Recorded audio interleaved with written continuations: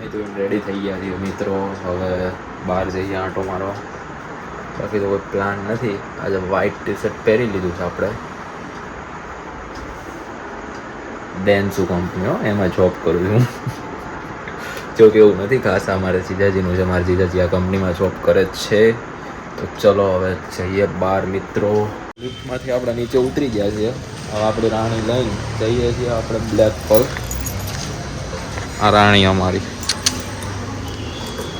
ચલો જઈએ બ્લેક પર ઋષિભાઈ મળવા.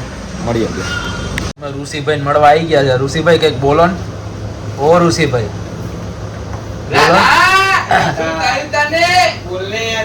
બોલો ને ઋષિભાઈ. ચમ તમે નીચું મોઢું નાખીને. અરે ના ઋષિભાઈ બોલો, તમે બોલો પ્લીઝ. ઋષિભાઈ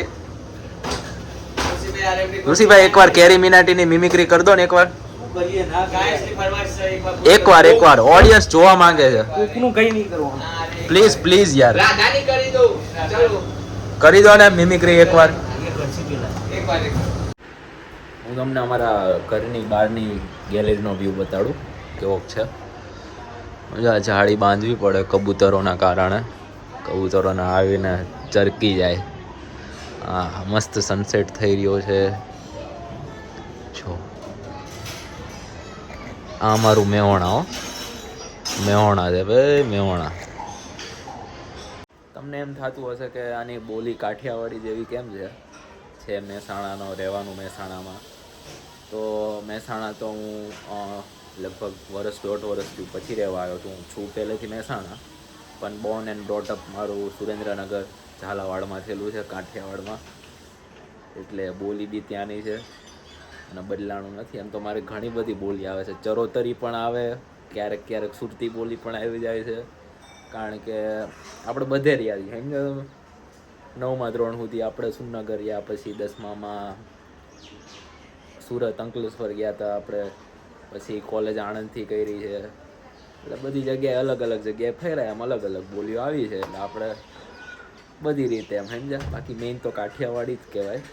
પણ આમ મારું નેટિવ વતન મારું મહેસાણા છે અને બહુ સારું અને શાંત સિટી છે. પટેલોનું શહેર છે.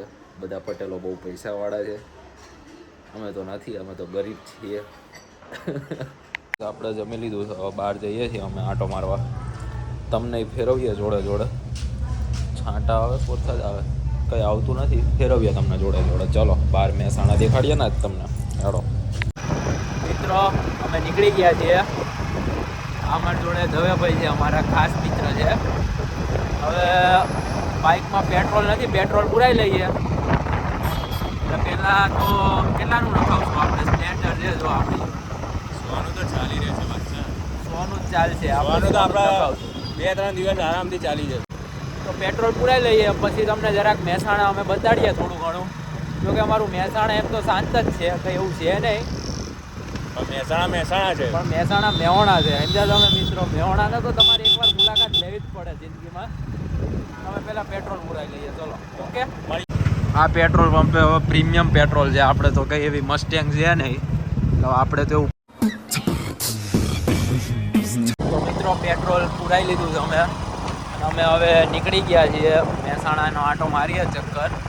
અને આજે તમને જેમ સાંભળ્યું હશે તમે અમદાવાદનું માણેક ચોક, એવી રીતના અમે અમારું મહેસાણાનું માણેક ચોક તમને બતાવીએ. હા અને બતાવીએ. મહેસાણાની થોડી ઝલક દેખાડીએ. બરોબર છે. અને કાલે થોડી બીજી ઝલક, એમ ધીમે ધીમે તમને મહેસાણાની ઝલક દેખાડીએ. તો અમે અહીંયા સોડા પીવા બી આવતા. સરદાર સોડા શોપ છે. અમારું આ રોજનું રૂટીન છે. અમે રાતે રોજ ચક્કર મારવા નીકળીએ જ છીએ. ત્યાં તો કેવું ભાઈબંધોને મળતા રહીએ તો મજા આવે, થોડું માઇન્ડ ફ્રેશ થતું રહે. એટલે તમે પણ ભાઈબંધો મિત્રોને મળતા રહેવું જોઈએ, અને ફેમિલીને પણ ટાઈમ આપતો રહેવો જોઈએ. ટેન્શન ગયું ના પડાવવા. હા. ભાઈબંધો હશે તો જ જલસા છે. હા એટલે ખાઓ પીઓ ને મોજ કરો. મિત્રો અમે કમળપથ ઉપર આવી ગયા છે મહેસાણાનો. કમળપથ બહુ ફેમસ છે અમારે અહીંયા. નીતિનભાઈ પટેલના હસ્તે આનું ઉદ્ઘાટન થયેલું. એમના ઓલા પ્રમાણે બનાવવામાં આવ્યો હતો આ. એમના નિયમો અનુસાર.